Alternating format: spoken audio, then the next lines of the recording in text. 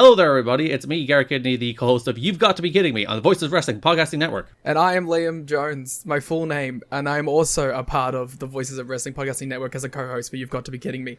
We are a TNA history podcast that covers TNA 1 month at a time. We cover all the drama, all the matches, all the Vince Russo nonsense you could ever want in your life. Have you heard of TNA? I bet you have, but would it be funnier if two people made jokes over it the whole time? Probably. So if that sounds like fun to you, check it out on this very Voices of Wrestling Podcasting Network, and Liam will do bits and whatnot. Running a business is hard work. Building your website shouldn't be. With Wix, you can express your ideas, give direction, then leave the heavy lifting to AI. From site creation to branded content and images. Have fun with the details. Customize what you want the way you want. And manage your whole business from a centralized dashboard with expert AI tools. Build, scale, and enjoy the incredible results. You can do it all yourself on Wix.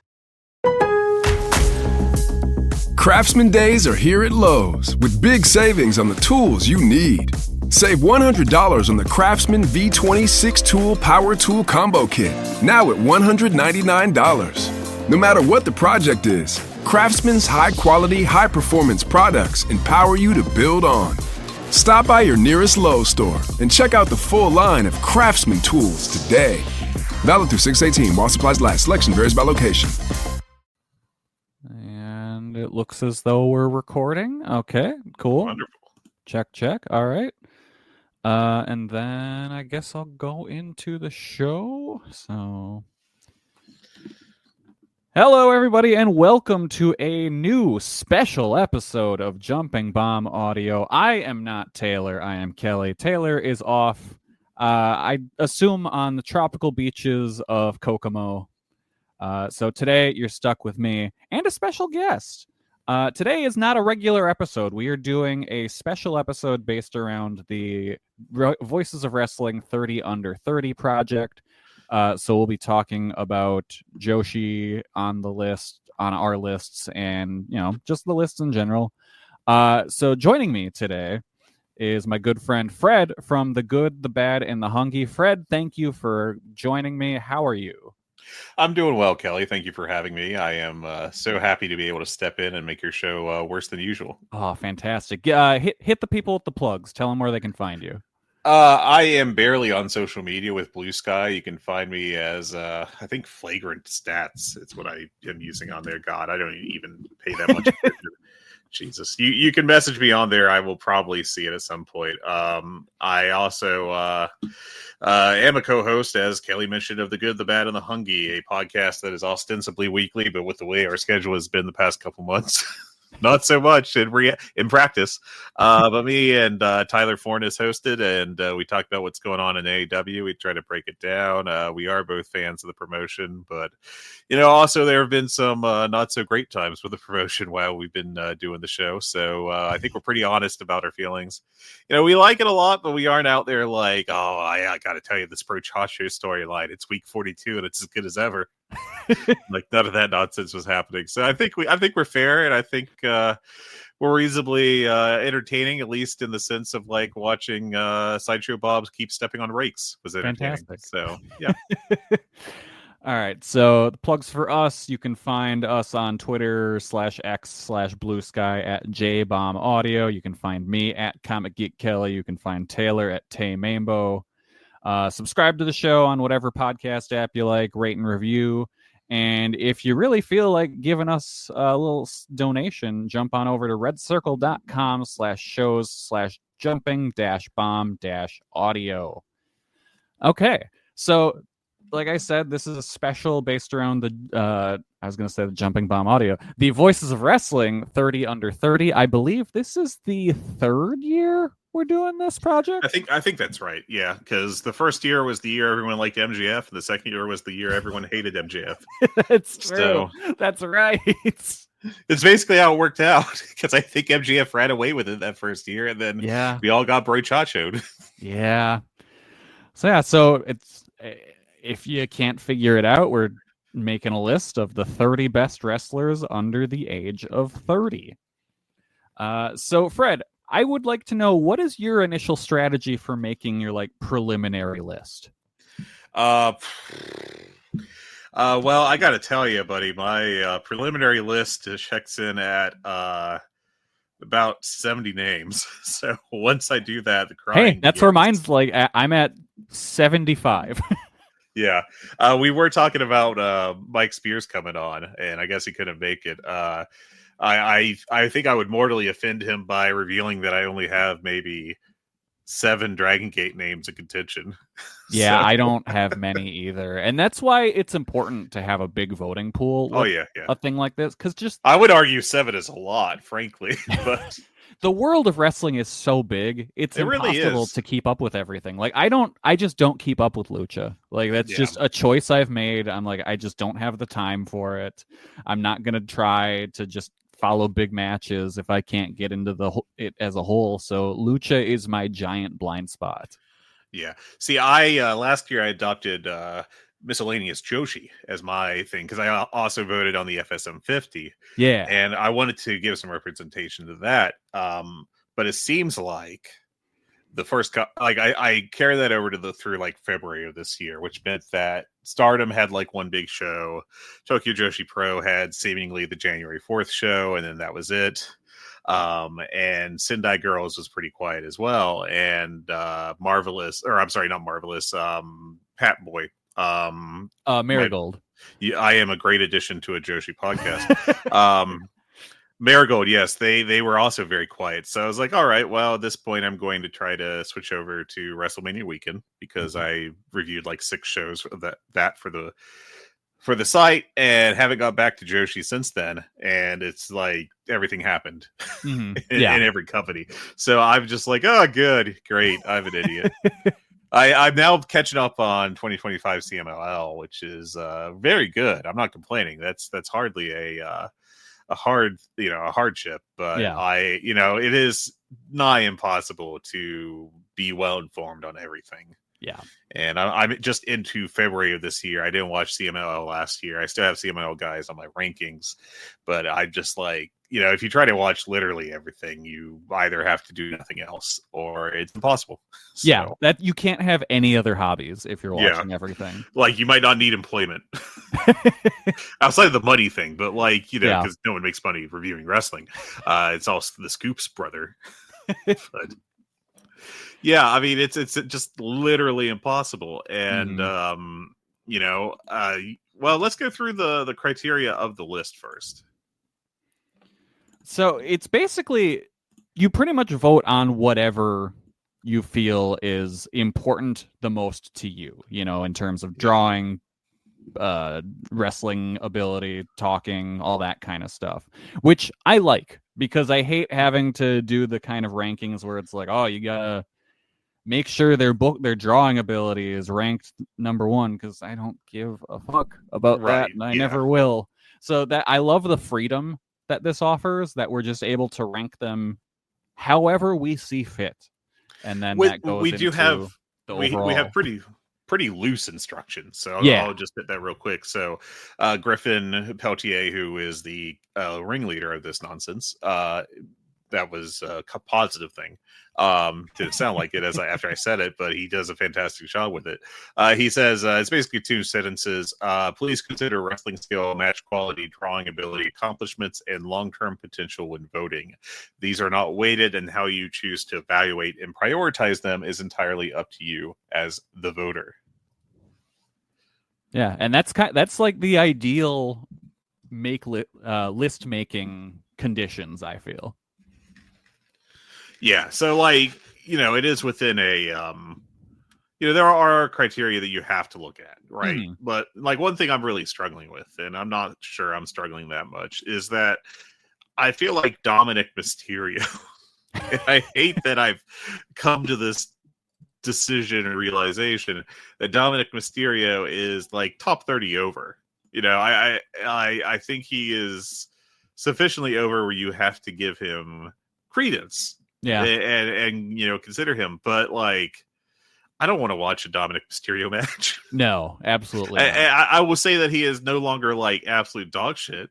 He has gotten decent-ish. Mm-hmm. Which, hey, feather in his cap for improving that much. But like, if you were to sit me down, would be like, would you rather watch the top 5 Dominic Mysterio matches of the past year, or would you rather watch the top 5 of, I mean, anyone from like I got Izumi, Neon, Mao, and Yuma Aoyagi in like back-to-back spots on my list. Like, Yeah, it's an easy pick. Like any of them. Like, please. Yeah. I had the realization this morning. I was like, shit, Rhea Ripley's under 30, isn't she? Yeah. Fuck. No, I do like Rhea Ripley, and I do too, but like I hadn't even thought about her until just this morning, and I was like, God damn it. So I should note for both of us, neither of our lists are complete. We are still tinkering, and we're going to be working through our lists probably as we have this discussion. Oh yes, definitely. Yeah, I am hoping that this will help me out, because I mean, it's like I have a list of 75 I'm working off of, and that's, very difficult for me to pare down from there. Like I have a top 50 really, and then there's like 25 that I have over the side as like maybe these people. Yeah. How I make my initial list is I take last year's list and I take out everyone that aged out. Yeah. Then the same. I go through my like star ratings lists for stuff that's 4 and over. And I go through, and whenever there's a wrestler that's under 30, they get added to the list if they're not already there. And if they are there, I add the points from the star ratings, essentially. And then once I finish going through that, I sort the sheet by the star ratings numbers, and there is my very rough initial list. I do something fairly similar. I do want to try to emphasize in my mind people that can theoretically head up a promotion. And I give them credence and put them towards the top of the list. Yeah, for sure. And because I think that like it's really good to be a good worker, but I mean, if you have charisma, I think that's an obvious like positive, and should put you above the rest of the group. Yeah, like I'm currently looking at just a group of people I have, and then Ozawa is right below them, and I'm like, damn, maybe that dude should go up higher. Yeah, I have Ozawa 7th right now, and I'm like, does he need to go higher? I don't follow Noah anymore. Like I completely fell off, and then for this project, I was like, I should watch some of Ozawa's stuff, and the second I fired it up, I was like, oh, this dude's the real deal. Okay. Yes, exactly. Yeah, I have watched basically one Ozawa match, which was his title win back in January, and I was like, yes, he is top 10. Yeah. This is easy. Yep. The hard part is going to be figured out exactly where he goes. But so how do you want to do this, Kelly? Because it's your show, and I think that any of your listeners that have not already turned it off in disgust upon my appearance, closing their gilded book of War and Peace in the original Russian, taking off their peasants, rubbing the bridge of their nose, and sighing as they hit pause on the podcast player before they switched over to the Barber Seville. This was not what I signed up for. Kelly, Mr. Harris, you disappoint once again. Where is Taylor? The finest show in Joshi, my rear end. So I would say let's start off by going through the Joshi that you've got in your current top 30. Okay. All right. I will do this in reverse order because why the hell not?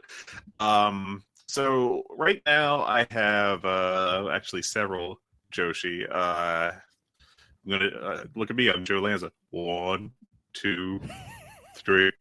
I'm doing the bit that he does based off of the radio guy that I don't listen to. I have like 7-ish, I think, in my top 30. So at this present moment, now I'm just going to list all the women wrestlers because some of them are like adjacent enough where I feel like you can count them. Yeah. I've got Masha Slamovich 29th. Okay, yeah, she counts enough, I would say. That does enough Tokyo Joshi Pro, which is basically her best work, or at least the best matches she has. So I feel like that's a safe one. I have Suzu Suzuki 27th. That's exactly where I have her. Hey, my reasoning with her is like I've seen her be really, really good, and it feels like she kind of got lost in the Stardom shuffle in the past year. Mhm. And like plus minus hat guy, this seems to happen. Like another person I have much higher in the list has previously suffered through this, like 2 years ago. But she's still like really friggin' good. So like I can't not have her on my list. I have Mio Momono next at 26th. And Nice. then Utami Hayashishita, 25th at Marigold. She hasn't done much there, but like again, it's kind of like Suzu Suzuki. It's still Utami Hayashishita. Like I know what she is. I know what she's good at. Like she's got to be top 30 kind of thing. And then I go on up to Azumi at 19th. Rhea Ripley at 14th. Starlight Kid at 11. Miyu Watanabe at 8, Saya Kamatani at 3, and at 4 for Kamatani and Sari at 3. Nice. And then I have Tony Storm number 1 at this moment. Interesting. Okay. I don't know how I feel about that. Her resurgence has really been interesting. Like it has been, yeah. Once you got her past the worst of the Mariah May story, it's like, okay, this is kind of what we should have been doing the entire time. Yeah, I am chalking it up as like it took a while to figure out exactly what she wanted to do, / it took a while to maybe get the goofiness out of the system. Yeah. And now I think we're at a good spot where, like, I don't have a problem with her making, the various jokes she does in promos. I think it's interesting. It's funny. She's legitimately very funny now. Yeah, but it's in like a meaningful, like an actually productive manner at this point. Mm-hmm. So like it works a lot better than like I still remember like the second week she adopted the gimmick. Like they had I'm doing air quotes here, silent movie bit. Yeah, like that shit was so bad. Yeah, like it was a good idea. I like the idea of like we're going to do silent movies, right? Like, that's a great way to use picture in picture. It was actually kind of ingenious, but like when it came to the actual ideas of like what you're doing, it was just like warm-ups for an acting class. And it was like, oh, you ain't fleshed this out at all. No. This is unfortunate. But yeah, those are my Joshi representatives. All right. So for me, / just women wrestling, if you want to be a purist. So for me, my list, 20 out of the 30 are Joshi. Hey. My number 1 is Sari. Okay. Several factors went into me making her 1. The first of them is this is the last year I can vote for her for this. She will age out for next year. She is my top stars person. I had her at 40 stars overall, a bunch of 4 3/4 star matches, and also she's got the one intangible that no one else on this list does. She's a solid booker. Yeah, she is. She puts together fun shows.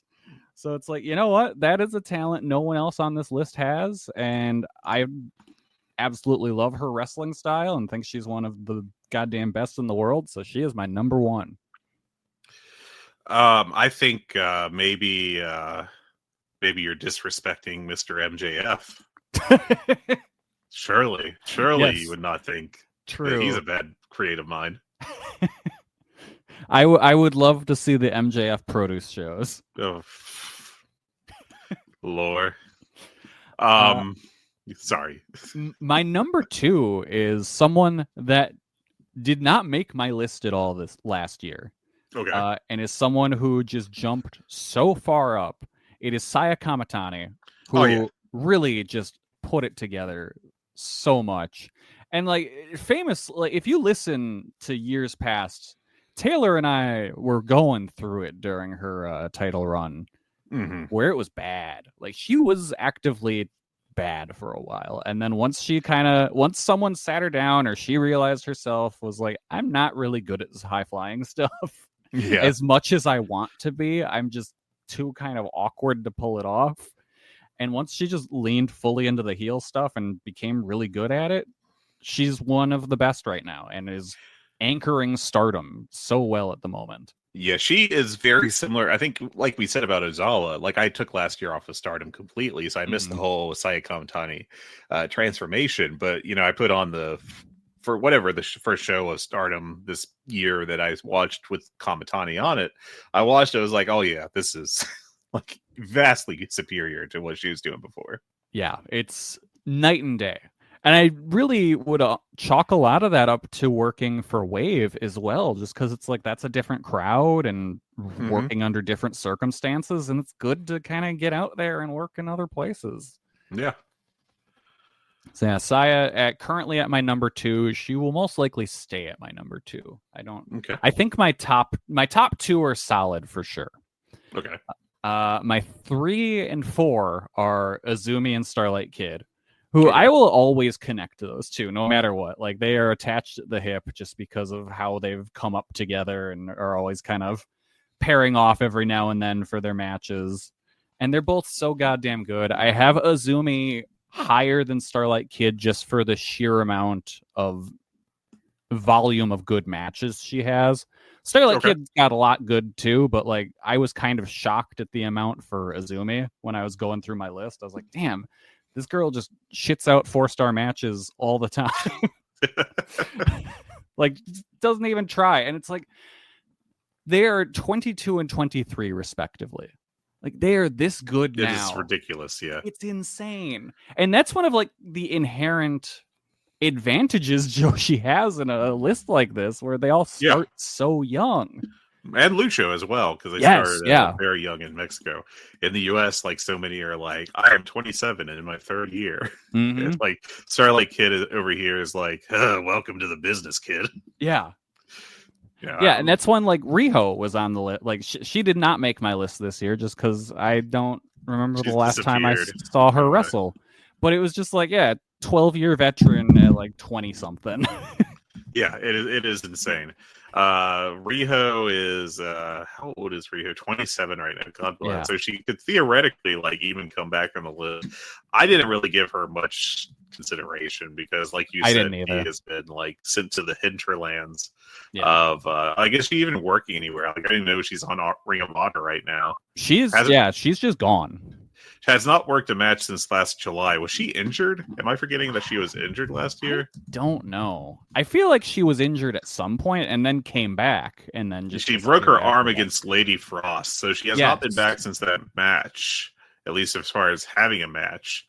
But I don't know, like, it's been almost a year. Like, typically, arm fractures don't take that long to heal. No. Yeah, so apparently last October she said that she had healed but was working on visa issues. So,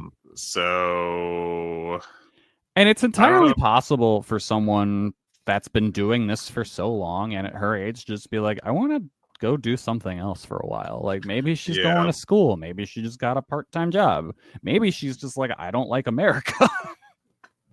But why? You know what? Fair, girl. I don't either.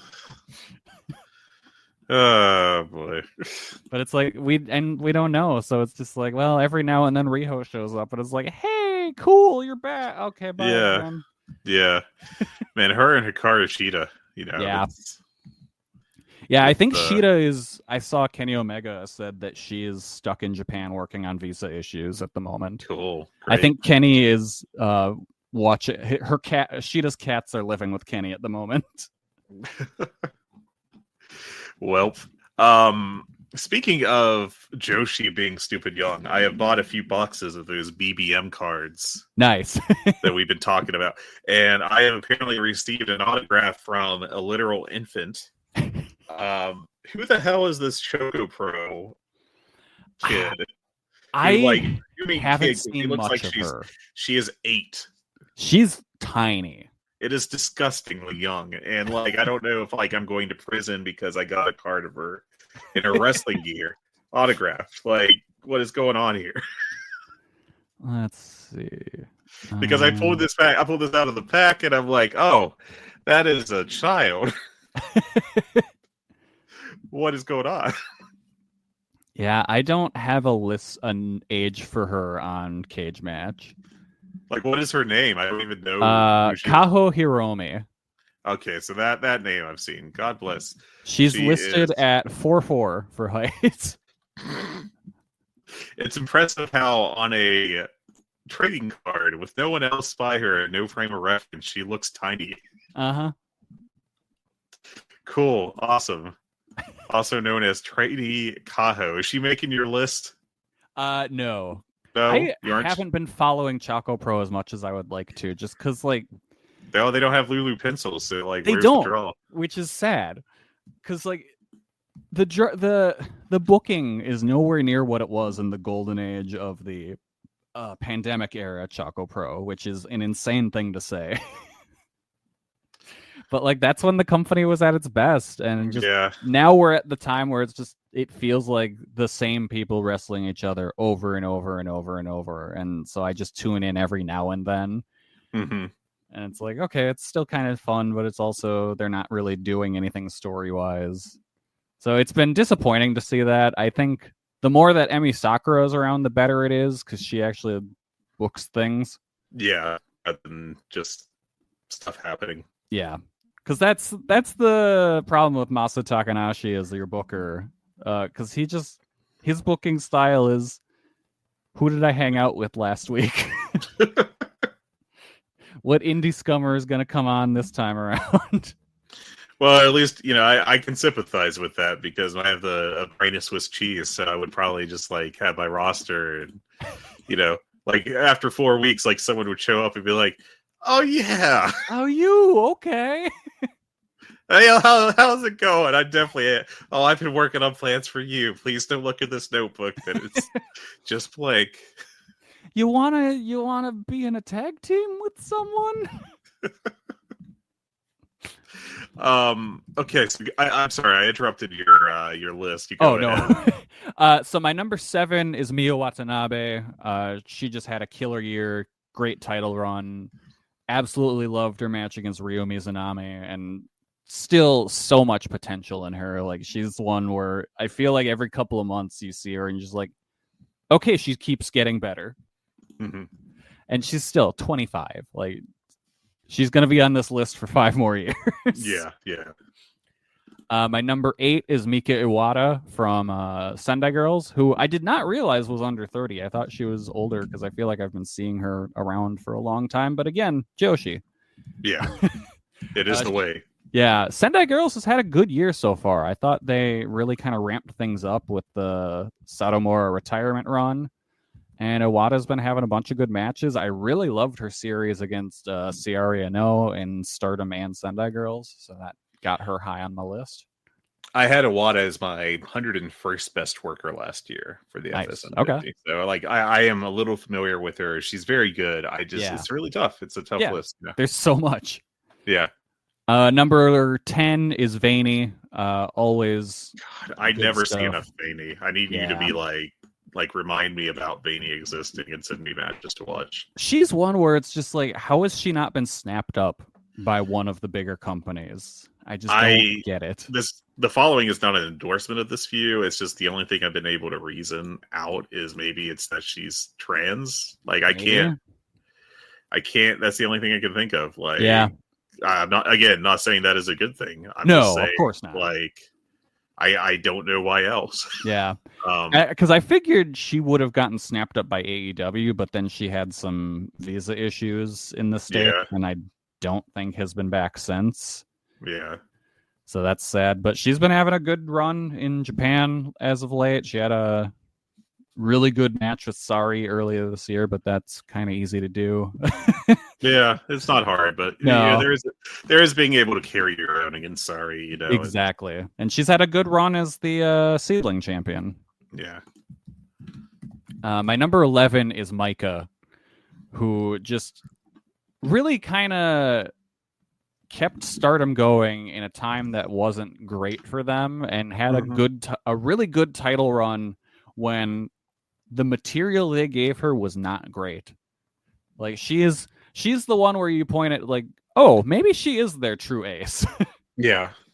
Like, I remember her being very good, but again, I took the year off of Stardom, and I didn't see very much of her in the first 2 months of this year, at least as far as, like, you must watch these matches lists. Mm-hmm. So, I just didn't see much Micah, but I've got her over the side as, like, am I sure I shouldn't have her on my list? So Yeah. She overcame a lot in terms of booking. Like, I felt her title run was a lot of matches of them giving her not hot opponents and having better built stuff underneath her on the card. Yeah. So it's like, it felt like her match was never the match that people were going to see, just because it's like they were throwing whoever they had around at the moment at her. Yeah, the classic, like, we have you as the champion, but yeah, I don't know why. But she made the best of it and got a bunch of great matches out of people. Yeah. Did she get hurt in 2023? Am I misremembering this? I don't think she did. think so. I wonder why I had her so low on my list for that year. Maybe I just actually wasn't that good at keeping up in Stardom that year as I want to remember. At my 13, I've got Natsupoi, who this is the last year she could be on the list, I believe, and just really solid wrestler all around. Just one of those where you put her in the ring, you're going to get a good match, pretty much no matter what. I have 14. I've got Utami, who once I kind of did my tabulation and research, I was like, damn, I don't have as many matches as I would have assumed from her on the list, but she's essentially carrying Marigold at the, well, I mean, now I guess you can say Mayu is, but she was for a while, and she had that great match against Io Sky earlier or last year. That was Just imagine how good Mayu would be if she wasn't so terribly obese. Yes. That was sarcasm, folks. I'm making fun of Hat Guy. Sorry. Once again, the Hat Man roasting his roster in ways that I will never understand, calling his wrestler his champion fat. Yes. Absurd Vince McMahon behind closed doors behavior. Yeah, like Vince wouldn't come out and say that to the public. No. Yeah. Sorry, everyone. He would scream it at his sex toys. While his secretary is like turning up her headphones. I really want to reference the Great Question Shelton thing, but I am afraid that I'll become racist by making that joke. Oh boy. My number 16 is Momo Watanabe, who I always forget is as great as she is, mostly because she's been saddled with hate. Yes. Saddled with hate. New Edo Tai. Yes. But she's still had a bunch of great matches this past year. So I was like, you know what? She's got to make it the list. For me, she's a high point scorer, and it's still so much potential at only 25. Another one that's been doing this forever. 19, I've got Hazuki. Great tag wrestler, great singles wrestler. Should be higher on the card, I think. But I'm really interested to see what she's going to be doing coming up, because it looks like she and her tag partner Koguma are going to kind of become wanderers almost and go work other places alongside their stuff in Stardom, which should be interesting. I'm excited to see what they end up doing. Okay. 20, I've got Hanan from Stardom. She is 20 years old and is already great, so I cannot wait to see what comes from her in the coming years. I definitely see her as like the future ace of Stardom, because she's already this good. 21 and 22, I've got Arisu Endo and Suzume. I feel like you have to keep those two together. Yeah, with their tag team. I couldn't. With all the wrestling that I watched, I had to cut them. I just couldn't justify, with all the different promotions and everything, I just couldn't find a spot for them personally. But I think they're very good, and I have no problem with their inclusion. Yeah, and they're two that, again, I see they're both growing so much as wrestlers. They have improved greatly. Yeah. Then we go down to 25. I've got Mio Momino. who I think had less of a good year this year than last year, but still really good. It's a shame she got injured recently, so she's going to miss some time. 26, I've got Mei Saruga from Choco Pro, doing great work as like the face of that company and doing really well as their champion at the moment, and is always good for like a 4-star match, just pretty regularly. 27, I've got Suzu Suzuki, who I like that they're letting her lean more into the hardcore stuff because that is where she shines. Exactly. Like I love her straight up deathmatch stuff. When she was doing her series, when she was with Prominence and she was doing her series against like Takeda and Jun Kasai, those matches were so good. That was when she was like one of my favorite wrestlers in the world. And she's still only 22. So it's like she's got all the time in the world to get back to that. Yeah. 28, I've got Yurika Oka, who over the past year has really impressed me. Very good. Very good. Especially in her team with Momino. The way she handled the match where Momino got injured was just incredible. Mm-hmm. That was one where everyone that was in that match, I was just like, they all adapted to that injury so well and made a great match out of what could have just been a really deflating letdown of a match. And so that really stuck with me and got her on the list. And then at 30, my vanity pick, Marvelous's current super rookie, Senka Akatsuki. I get it. 19 years old. All the potential in the world.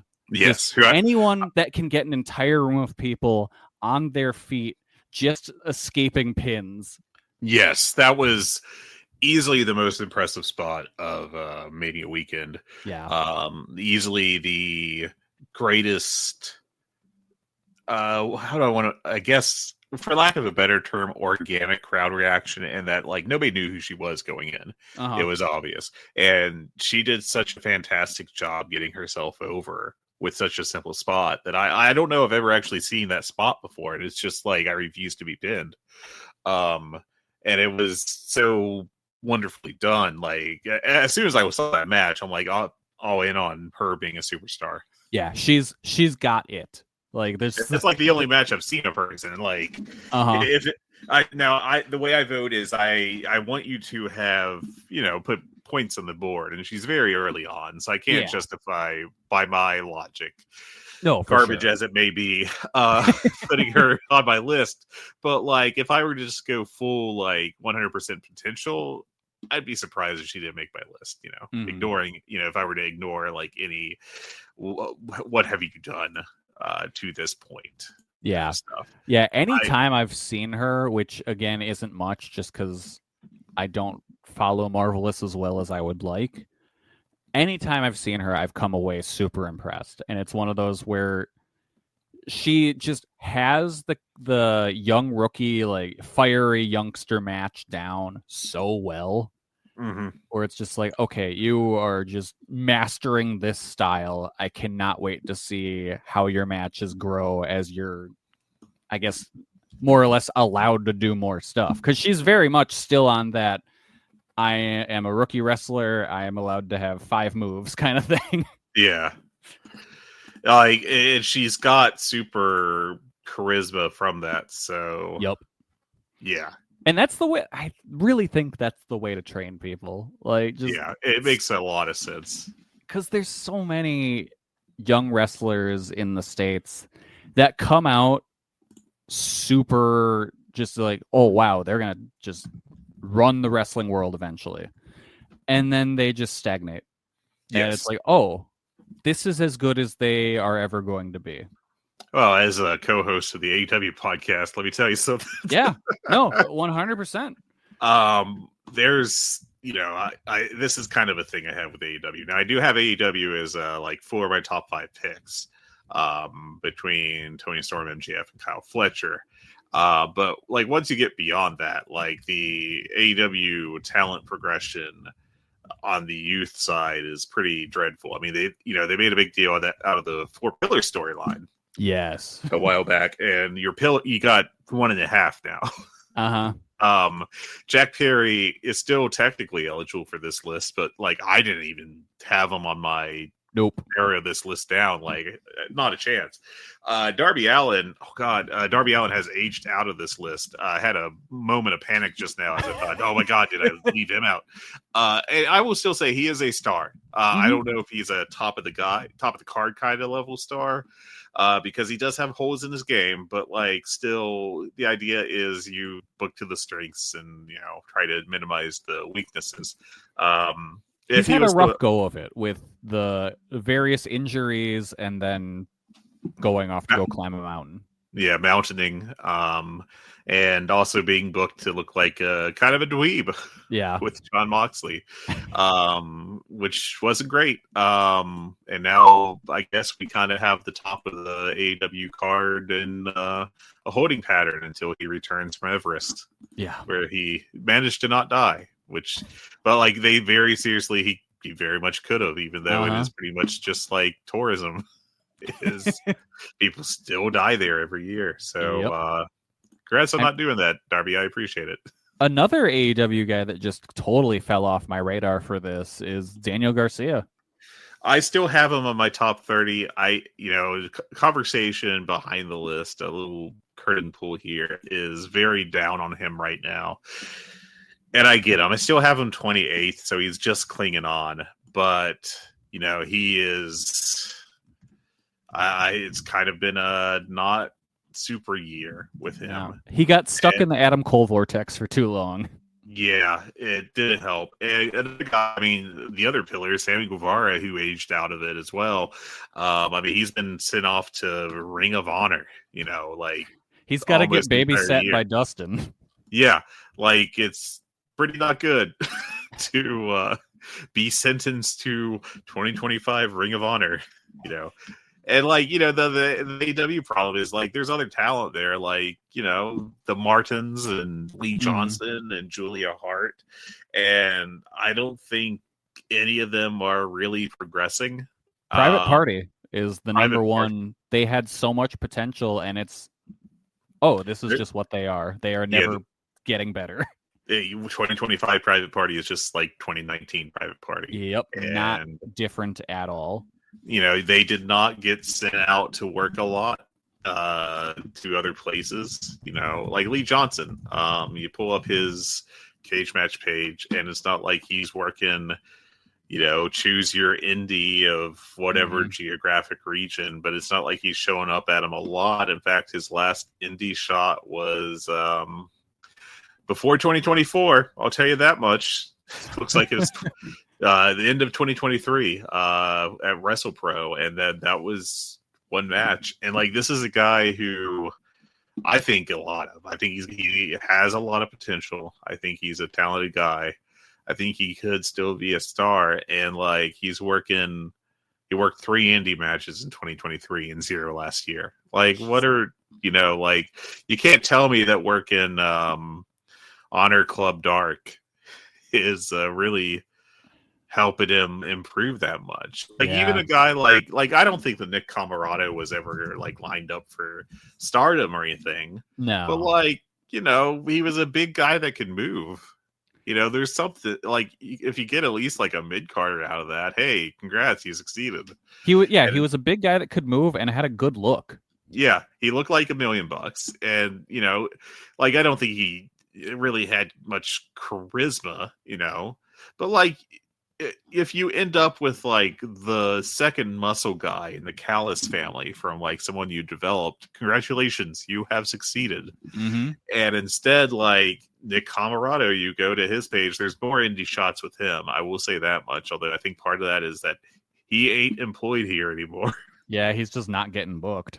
But like, he's another guy that, and I get why the pandemic you wouldn't want to do that, but like afterwards he's working like 5 indie shows a year, and it ain't working. This is not a successful thing. And I know it's like kind of hard to succeed in wrestling. Like, everyone you see that, I see some glimmers here, like, isn't going to work out, but it feels like that there's a high not working out rate with AEW people.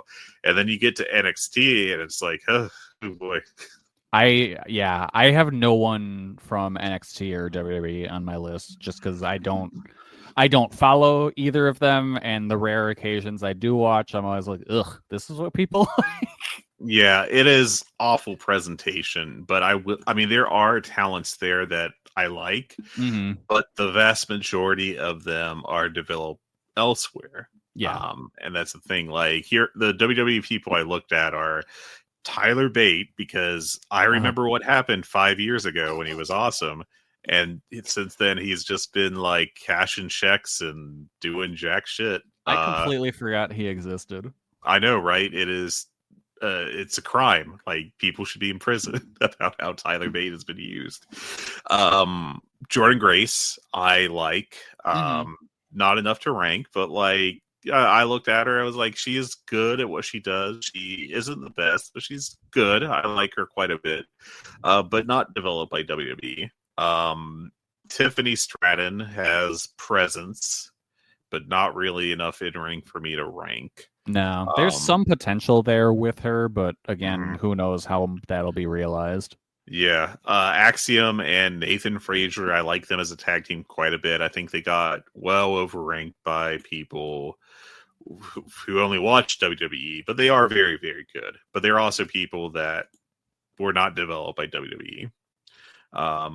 You could maybe argue Frazier, I guess, but he was kind of I don't know that what you have in 2025 WWE with him is any different from like the 2 appearances on AEW years ago. Like, he's just kind of the same guy, he just has improved. And I don't know that's really so much a WWE training thing as it is just what happens, when you are given the opportunity to work. And then like Rhea Ripley, don't really think that's a NXT product. Siobhan Evans was already great in Deadlock Pro. And Braun Breaker, like, you can point to him, but it is like a second generation guy. So yeah, he's their best success story at the moment, I would say, since like Bianca Belair. Yeah, and it's it's going to be the thing where like you point out that the Performance Center costs all this money and doesn't really develop talent, and then someone will be like, "But Bianca Belair," and you're like, oh, "Yeah, but it's not a financial win to." Spend all these millions of dollars and end up with Bianca Belair, who I think is fantastic, but she, she just isn't like you'd have to draw it like maybe not the Austin Rock Hogan level, but pretty damn well, at least the Cena level, to like justify the system develop one person. It's this person, because there's hundreds of people that just didn't work out. Yeah, and neither system is working. Either the Performance Center or the, I guess you'll work Ring of Honor every week, kid. No. Yeah, it really seems like WWE might just shutter the Performance Center and be like, all right, we've got TNA now. This is fine. Yeah, and like, I hate that that's what TNA is after, like, honestly climbing to a pretty good position on their own a couple years ago, and then being like, well, what if we just don't employ these good wrestlers we've got? What if we don't make an offer to them and instead just use whatever like second tier NXT talent they give us? Yeah. What if we tell Steve Macklin to stop bleeding? Yes, surely we can get something out of oh god, I just blanked on his name. The guy that I said looked like the lead singer of a third-rate ska band. Trick Williams? No. That was just the first name I could think of. On TNA, the guy that bleeds all the time and doesn't do much else. Friends with Moxley. Oh, Sami Callihan. Sami Callihan. Yes. Surely Sami Callihan's going to show out his great drop toe holds. Yeah. Like, oh, wait.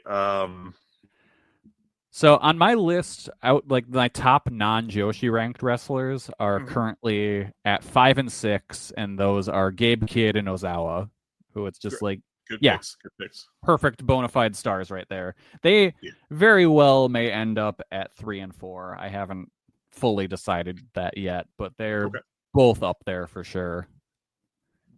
Like, Gabe Kidd is a guy who's just like, he's the guy for New Japan, or it's just like they have all these their young wrestlers, and it's like, but Gabe Kidd's over here and he's better than all of them. And then Ozawa is fucking Ozawa. Like, just what Naito. He's Naito with knees. Yes. Yeah, Ozawa's got a lot of charisma. It is patently obvious as soon as you watch him. I like Yota Tsuji a lot now. I know he's no longer eligible for this list, but I had him 8th in my FSM 50 last year, and I am also apparently the high man on him by a ridiculous margin. So, like, I like him, but not to the level that a lot of other people seem to. See, I think he's a fantastic worker and also charismatic, but also he kind of disappeared this year. So, like, I've kept up with New Japan this year, and I got Tsuji with one match in my book of 3.5 and higher. Like, that ain't great, you know? No. And this is before Best of the Super Junior, so it's not like he's been. Yeah, it's not like he's been doing anything now. Yeah, he was doing nothing before, so like I don't know what happened there. I thought he had a great 2024, but no, I mean even when you consider like me liking Tsuji a lot, Gabe Kidd is so clearly the answer, and I get why maybe you would see Gabe Kidd and be like, yes, he is super promising, but he's just going to go to the U.S. Yeah, I hope he doesn't fully get stolen by AEW. Not yet. I mean, here's the thing. I hate that the wrestling scene is slowly and honestly faster and faster turning into. I hope that AEW steals them so that they don't get stolen by WWE and then retire. But we're kind of heading towards that, like at an accelerating pace, and it sucks. And I'm saying this as a guy that likes AEW quite a bit, enough to do a podcast about them and to do written reviews of their shows for like a couple years ago. And like, it's not good. It's not healthy. No. And if that's what we end up with, wrestling is going to be so much worse off. And I would say theoretically they can't sign them all, but really they can. Is the worst part. Yeah. Like there's nothing like if you were to tell me in a year that that between the two companies that like let's just take All Japan because it's a smaller company but it has a very promising top of the card. If you were to tell me that in a year every person that matters there. So like Kenta Miyahara, Saitos, Yuma Aoyagi, Yuma Anzai, and whoever else you want to add to that list. If you even want to go down to like Ryuki Honda and like the next let's add Rin Ayabe, tall guy with literally nothing else. And you were to tell me that they were all signed by next year, I would say two things. One, okay, I understand why that happened because they have just declared war in Japan. And so now everything is just a proxy war. And two, why did they do that? Because no one's getting really anything much out of the majority of those people. And I can tell you that neither company, if they were literally booking a Japanese promotion, would know how to use any of those people outside of maybe Miyahara. And like the Saitos are undeniable. Oh, yeah. But like they're also unique in that they're pretty limited in what they can do to an extent. They're very old school. Yes, it's not a bad thing, but they are not like they ain't putting on 5-star classics, on their own. And like I can't begrudge any foreigners that are leaving Japan to take the U.S. money. Yeah, because literally the dollar is worth more. Yes, and same with Mexico, and I get it everywhere.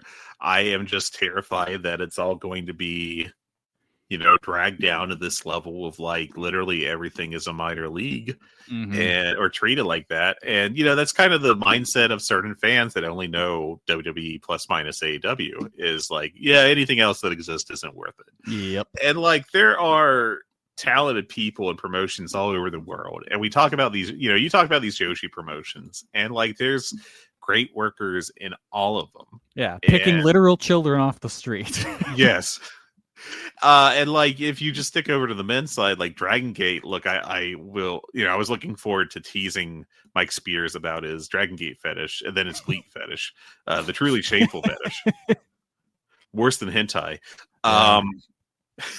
And but like they are very good, like Dragon Gate, not Glee, but Dragon Gate is tremendous at developing young talent. And even if absolutely. like, I don't agree with him as far as like I'm assuming he has like 8 Dragon Gate people in his top 10 because it is, because he likes the promotion that much. I get why you would do it. I just, as someone that tries to hit to all fields and tries to at least have an idea of what's going on everywhere, I can't justify that. Yeah. But Dragon Gate has a lot of great young talent. Oh, for sure. They are so good at just finding people out of obscurity, and it's like, all right, cool. Now you're with these guys. You're gonna learn how to be a worker from them, and they're just gonna turn you into our next generation. Yes, and like if we really just screw up all these scenes in the next, let's say, 5 years, like to just to have Leon getting larger of WWE and AEW, just like, oh well. We hate it. We hate AEW, so let's target CMLL. Well, we hate WWE, so we got to keep CMLL strong, so we're buying CMLL. Like the best case scenario is that these companies still exist, but they're just owned by these two monoliths. And then, the thing with people when they buy something is, regardless of who it is, and the size of it, from a car to a wrestling promotion, when you buy it, you want to put your stamp on it. And then you're no longer getting like what, and you can choose any promotion, you're no longer getting proper Sendai girls. You're no longer getting proper Noah, even though proper Noah is kind of dumb at points. You're no longer getting proper DDT or CMLL or even really stupid AAA. And it's a homogenization that can be really dangerous to the scene. And also, as we've just been discussing, they can't develop young talent. Yeah. And how many people that they sign just end up sitting in catering? Yeah.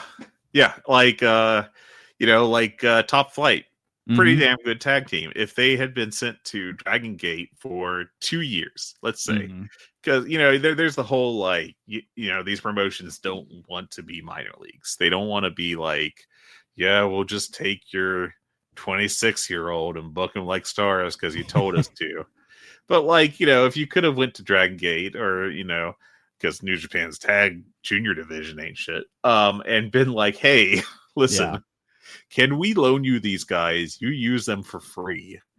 And just like have them work and help teach them. And, you get the benefit of them being there for 2 years.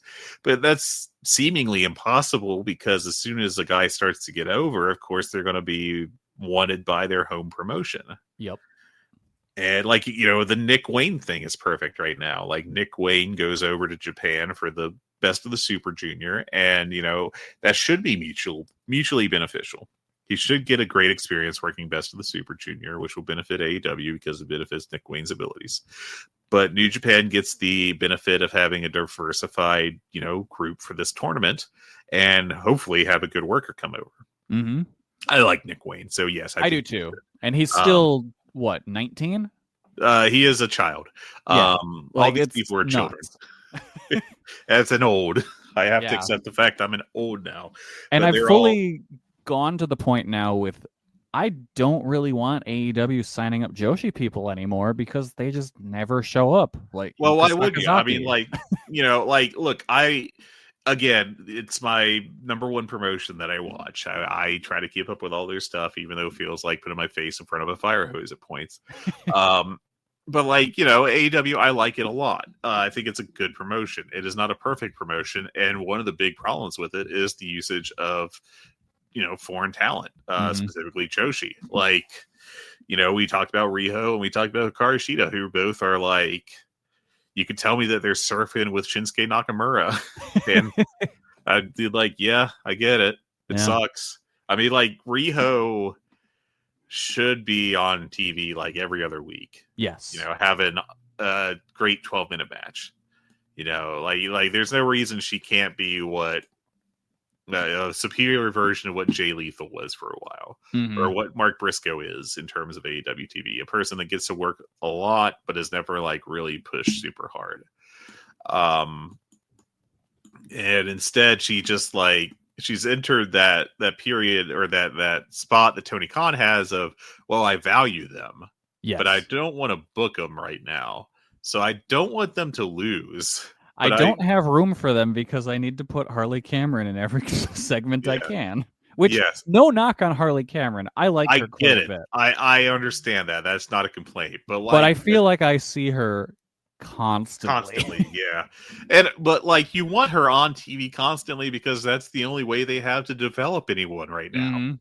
And it's better than the alternative as far as like what future Harley Cameron's going to be. But like, let's go back a couple years and like, look, they had a great, like, two great hardcore matches, but like the Bunny Penelope Ford tag team. Yeah. You're telling me that would not be improved if you're using Riho and Sheeta in their places, or like insert other, even like mid top level Joshi worker, like that you could get your hooks in. Like Ryu Mizunami, wins that tournament towards the end of the pandemic, gets a trading card. It's the funniest thing is I have like 7 Ryu Mizunami trading cards from that one set she was in, and then is never seen again or mentioned. Yeah. She's one, like, her and Sakura are just give them the division. Yeah, just let them run it. Let them train everyone. No disrespect to Dustin Rhodes. I think it's been cited as like a coach for the women's division in AEW. Like, he's not wrestling them. No. So maybe you could have like Sakura and Mizunami like actually talk with him and collaborate some. But jeez, it's just such a mess, and I'm just worried that we are really heading towards like Target versus Walmart. Yeah, which sucks. I think we're there. The buying up of AAA is a bad omen. I worry that that's really accelerated everything dramatically. Which on its own is not a terrible thing, just because AAA, terrible promotion. Yeah. Why not? Can't get any worse, hypothetically. Yeah. I mean, they push up over to Del Rio in 2025, like, after everything we know that he's been accused of. This podcast is sponsored by Ramp. Look, there's feelings, and then there's the facts. If you're feeling like your finance team is bogged down in mundane manual tasks, the fact is, you need Ramp. Ramp is the corporate card that makes the expense process fast and easy. The moment your team makes a purchase, Ramp handles everything. Receipt collection and approvals, the works. With Ramp, you can cut your month-end close from 5 days to 1, customize approval workflows, and get complete control over every transaction. Facts. Over 25,000 businesses trust Ramp, including Shopify and the Boys and Girls Club of America, which is why they were just named #1 in spend management by G2. Facts. Start using Ramp and you'll have more time to spend scaling your business. And that'll feel really good. Upgrade to Ramp for free today and get $250 at ramp.com. That's ramp.com. RAMP.com. Cards issued by Sutton Bank, members of FDIC. Terms and conditions apply. Offer valid on standard browsers, U.S. only. When I heard about Date My Age, I thought, really? But there I was in my empty, quiet house, my laptop on the kitchen counter, and I typed in my name. Looking for a man between the ages of 40 to 60? Sure, why not? Date My Age is different. With verified profiles, you can feel safe and secure to explore meaningful connections with interesting and mature singles. Date My Age made it really easy. I could join and view online profiles for free. All of a sudden, my empty house wasn't so quiet anymore. I got so much attention, it just made me feel seen and alive. Date My Age helped me start a totally new chapter in my life. Find a friend, a lover, a partner at Date My Age. Get 60% off when you join at datemyage.com today. That's datemyage.com to connect with thousands of singles worldwide. datemyage.com. Okay, so let's look at going back to my list. I've got Kyle Fletcher at 9. And it's weird that I think he probably should be higher. But I'm also never really excited about him, even though I end up really liking a lot of his matches. I have him 5th. I think he's tremendous, and I think he's started to figure out like presence very well. Yes. So I think like he carries himself as a star, and he comes off as one. And so I have him in that tier of like, these people could be in a main event in a company next month. You give them like 3 weeks to build. I'll just run through that list right now because it roughly cuts off around 12 for me. So Tony Storm, MJF, Sari, Kamatani, Kyle Fletcher, Shun Skywalker, F5.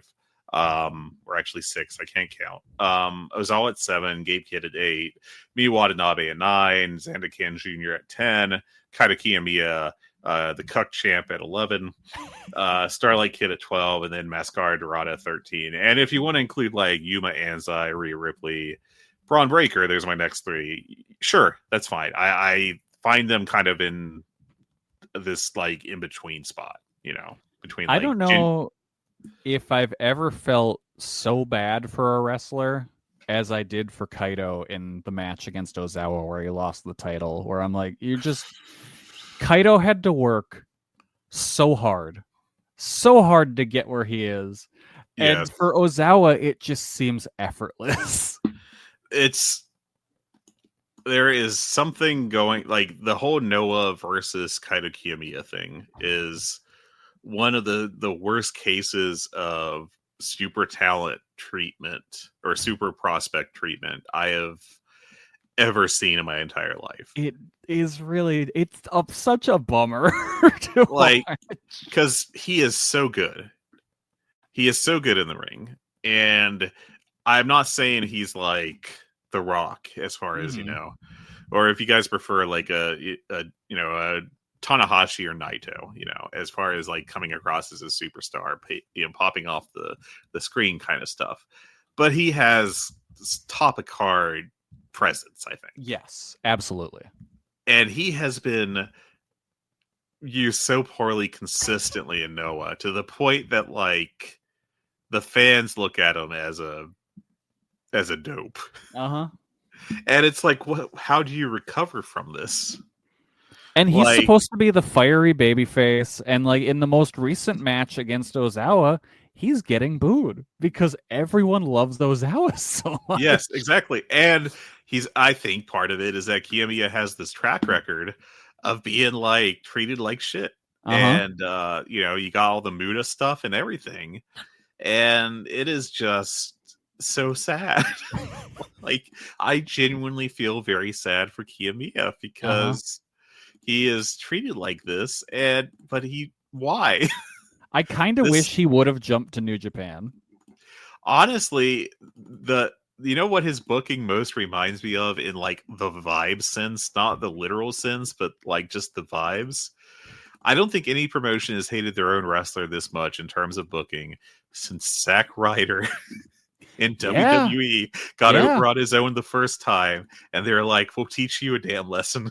Yeah, no, that's not a bad comp at all. Getting popular on your own, like if the humiliation fetish that Noah has for Kaito Kiyomiya is some of the most criminal stuff I've ever seen in a wrestling promotion, and it is appalling. Uh-huh. And it's just the saddest thing because this guy, I mean, he should be like, we should be having a conversation as soon as he turns 35. Like, has he done enough for the Observer Hall of Fame? Like, he's that good. Like, I'm not saying like he would instantly get a yes, but like he is in the realm where like, that's all right, a discussion to be had. Like, is he an actual first ballot Hall of Famer? Because he could have ended up there, and instead they're like, well, have you considered 67-year-old Great Muda? Who has negative functional knees? Yeah. Nothing. Any of the things that count against him are his doing. He never does anything bad. It's like the worst you could say about him is like he didn't pull out a gun and hold it at the booker. Yeah, his worst thing is he says yes too much. Yes, and like he's like, well, I'm going to do the right thing for the company if you think this is it. And honestly, you should be like, the biggest criticism of us, he has not done violence upon people that arguably should have received it for ruining his career. And like, I don't know how he can recover from this because it is so bad. It's gonna follow him forever. No, this is what Kaito Kiyomiya is. Yeah. Like, I honestly like. his best bet might be to leave the country. Yeah. And like, I don't know what, I don't think he has great options outside of the country, because like if he goes to AEW or WWE, he's not like gonna, put at the top of the card. His best bet at the moment would be to call up his old pal Scott D'Amore and start working for Maple Leaf Pro. Yeah, or like, look, I know you guys partner with New Japan, but CMLL. Yeah. Can I crash on your couch for 2 years? Yeah, and use that as a soft jump. Yeah. I think that like that's his best career move at this point, is to leave Japan. And they did this to him. Mm-hmm. They consciously made these decisions to do this to him. And now I'm worried that Utami might end up in that kind of position. Oh, I am concerned about that too, because like when I saw she was in the initial Marigold mix, like to me, like, yeah, well, I get why, you got Sari, you got to have her at the top of the card, and you got Julia, and the Julia injury happens. Mm-hmm. But, she's got to be at the top of the card too, and you want to get over Boozilla. And, you got Nane Takahashi, although I didn't mess up her name, did I? No, you got it. Okay, good. I was terrified that I was going to be on a Joshi podcast and just like, I just completely screw up, one of their biggest stars, surname. He's got to go full Joe Lanza and just. I wasn't even like, I wasn't even like worried about mispronouncing it. I was worried about just getting the name wrong. Oh yeah, no, I've done that. Like the Tanahashi instead, or something like that. Like completely, like you got one syllable out of 5, Fred. What is wrong with you? Years ago, when Taylor was like made me the offer to join the show, I was like, I need you to know I am horrible with names. Yeah. The one note I've got from Rich from doing the AEW show is that sometimes I have like, I can't really call it actual like a reading disorder, but I confuse B and D sometimes because my brain is just like, they're the same shape. Yeah. They're just mirror images. So I was calling the ref Aubrey Edwards instead of Audrey, and he was like, the one note I got was like, hey, you got to fix that because that's not her name. People will get mad. And like, I just realized I did it again. You did it. I was going to say. See, and it's just like, my brain is broken. I had to think for a bit where I was like, wait. I had to check just now because I wasn't sure. So Aubrey Edwards. But he was like, yeah, people will get mad at you. And I'm like, this is the best it gets, buddy. It's not getting any better. Anyways, yeah, so the rest of my top 30, since I feel like we just kind of ruined any kind of flow on this show.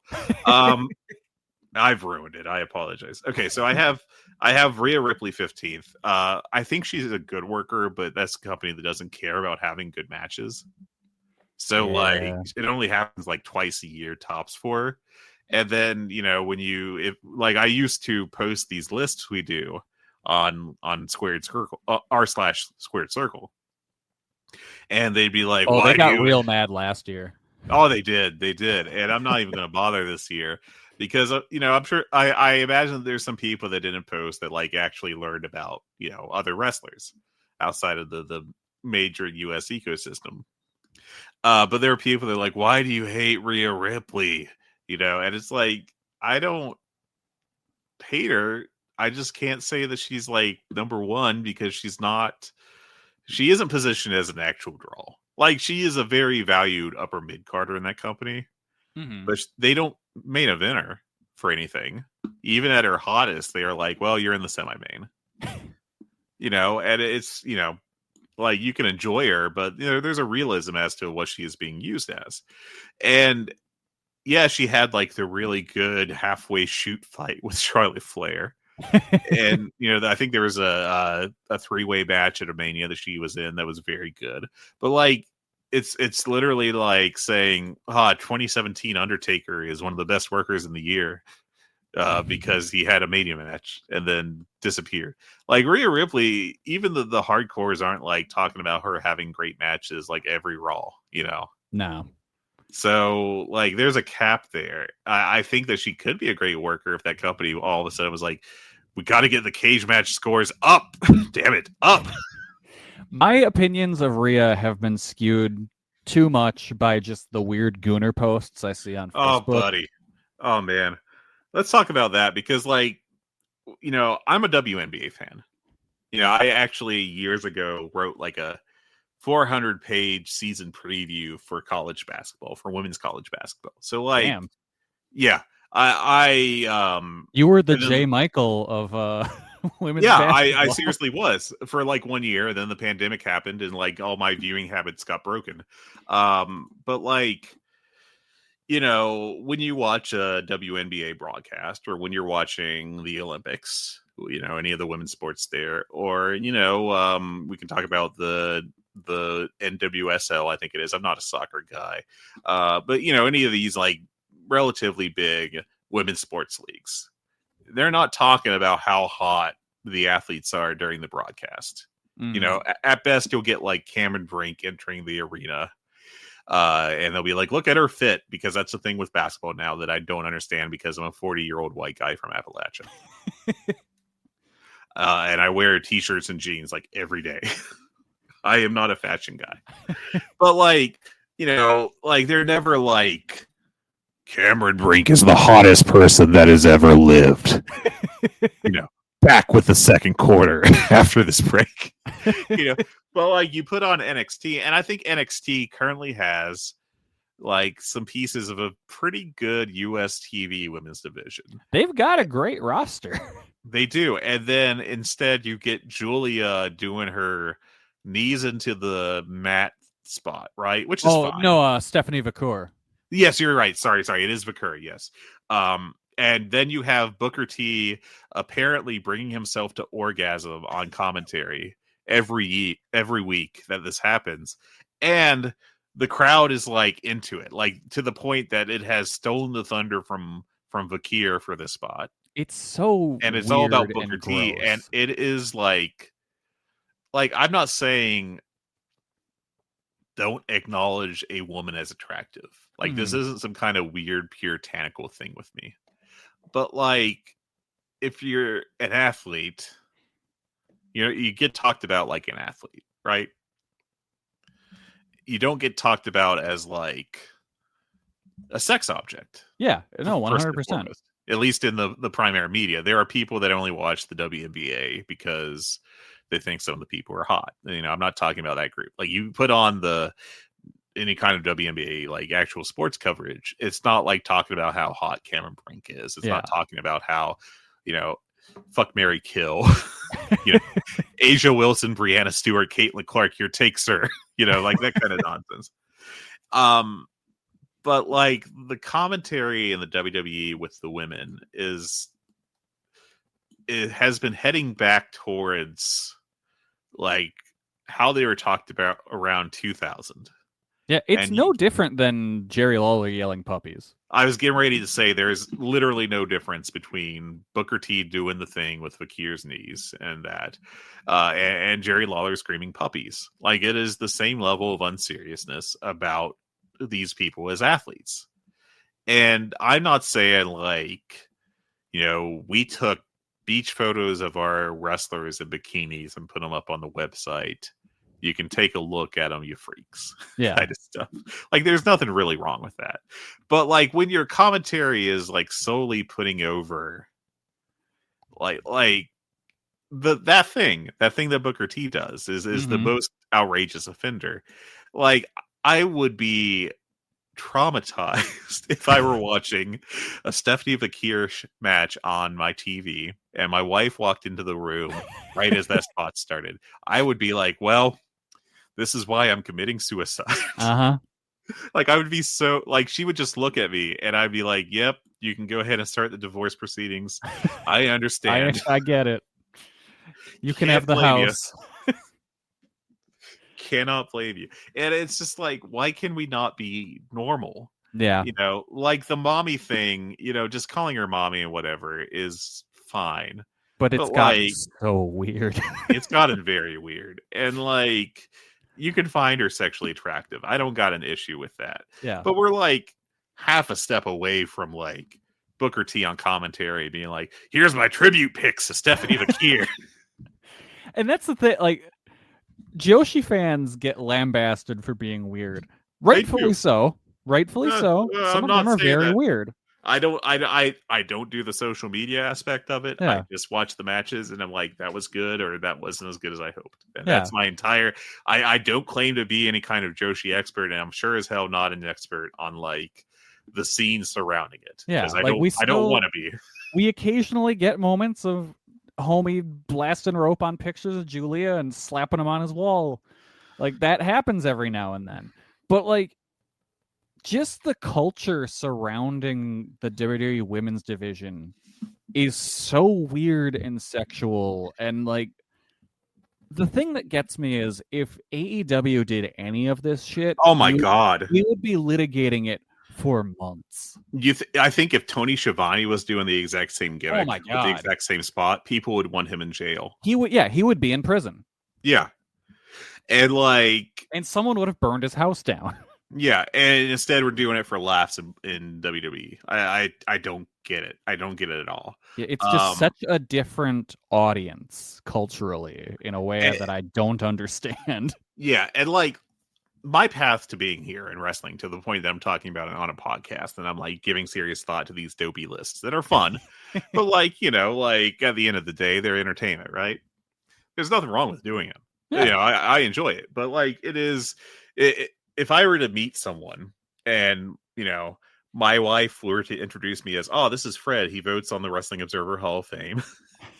He writes a lot of articles about it, and he is currently working on his list of the 30 best wrestlers in the world under the age of 30. They'd probably think two things. One, oh, it's cool to care that much about like your hobby. And two, please get away from me. Yeah. Please leave me alone, freak. Yeah. But like, it's just such a okay. So my path to being here is I used to watch Monday Night Wars in the 90s, and then I kind of got pressured out of watching wrestling around 1999 because I was smart and I was told that smart people don't watch wrestling. And it was embarrassing. And about the same time, like the booking got really weird. Like I remember there was like a beaver cleavage. Oh yeah. Like one of the first things of that, I was like, I don't like this. this isn't right. So I take all that off. I dabble with it a little bit around the point of like the roster split, but not very much. And then I get back into it around 2013, like right around the time of the Mania 30 build with Daniel Bryan all over the place. Oh, okay. Yeah. And I hadn't really like, I'd kind of kept my ear to the ground as far as what was going on with wrestling, but I wasn't really watching because everything was like, buy this DVD for $25. And I was like, I'm broke. No. And then the alternative was, download the show on BitTorrent or whatever. And that's hard to do when you live on a farm with a 28.8 kilobyte per second connection. The modem's a 56.6, but the phone lines are from the 1960s. So you're getting 28.8 on a sunny day. If it's raining, you're not on the internet. So I moved to a actual like 21st century place, and I start watching WWE, and then through this I learned about like what's going on with New Japan, and I start watching that, and now I'm just like a little gremlin for it. Yep. And so as part of this was when Stephanie McMahon invented women's wrestling. And I remember the discourse online at that point was WWE is treating these women like sex objects, and it's pathetic, and we want to see actual women's wrestling, to the point that it actually shifted their booking, which is a very hard thing to do under Vince McMahon. Oh, 100%. But it worked. And you got, now granted, it was a very dumb, like, we didn't Google submission sorority. So whoops, we're dropping that name after a week. But like the very dumb, like I Stephanie McMahon am assigning these women to 3 teams of 3. And now you're going to have like a 2-month feud. But at least got like, Charlotte Flair when she was mobile and interested in having good matches, and young Becky Lynch, and, so on and so forth. And like, the thing was that the WWE fans at the time wanted actual women's wrestling. to not just like sex objects. Mm-hmm. And now, 2025, I feel like I've time traveled to before that happened, and everyone's like, no, this is good. Yeah, it's very, very strange. Yeah, I don't understand it at all. Like how I got around was like my parents were into it. So I was born and raised into this. And so, I started off watching WWF, WCW. Mm-hmm. And I was I wasn't really much aware of what was going on, because I was a dumb baby at the time when like the Joshi were in WCW. So I never really had much of an appreciation at all for women's wrestling until I got a little older. And then my parents gave me the ECW and FMW tapes. And then with FMW, I was introduced to Megumi Kudo, and it's like, oh, okay, hold on. Yeah. She's very good. What is this? And then that's how kind of I grew an appreciation for Joshi, and now here we are. Yeah. And I just heard that Stardom was getting hot around 2018, watched it, was like, yeah, this is pretty awesome stuff. Mm-hmm. And then last year, I was my second year voting on the FSM 50. And just to wrap up the Joshi part for me is I was like, well, I forget who voted. One of the big Stardom people voted on the list. I can't recall right now. It's been a while since I looked at the list, so my apologies. I am bad with names. But they're part of it, and they they were representing Stardom, and I was like, well, we got Stardom covered pretty well. I think one thing we could argue at least is that, well, we don't have great non-Stardom Joshi coverage, so I'm going to try to at least dabble in this world, and that is much appreciated from. Well, I mean, I don't know, myself and Taylor, who are not on the voting pool. Yeah, like I think it's great to have like the strong Dragon Gate voices, but I will give Mike Spears a little more of a hard time here. You gotta measure it out, because I think the year before I voted, like I made a point of going on Twitter, which is something I didn't really do regularly, and saying, hey, there's like 8 Dragon Gate guys in the top 30 and like 2 people from the entirety of Mexico. Maybe that's wrong. Yeah, and I think that the list has done great in balancing things better since then, and I wanted to kind of do my best to help that. And so I started walking. I've never I can't even tell you how to watch Wave. I'm aware it's a thing that happens, and I'm aware that they have good stuff. I'm just like, I'd like to watch this at some point, but like I have a list of 1,000 matches to watch, and I don't even know where to start with Wave. Yeah. Well, every year you can do what I do and think they're posting the Catch the Wave tournament on YouTube, and then you're like, all right, great. And then you look at the date and realize, oh, this is last year's. Oh, God, yeah. Every year they get me. Yeah. But like I fought really, really hard. Like, I tried to I'm pretty easygoing, but like, there was a point last year where they were getting the list together and they didn't have Miyu Watanabe on the list at all. And absurd. I was like, okay, listen, again, just to cover what I did watch, I watched AEW, WWE, Tokyo Joshi Pro, Sendai Girls, New Japan, Dragon Gate, All Japan, Marigold, some Noah, for last year's rankings. Those are all the promotions I at least can say that I parachuted into essentially every match that got any level of buzz at like a 3.5 star level or higher. And I watched them all, and I rated them, and I put together my top 50. And I had Miyu Watanabe 12th my final FSM 50 ballot.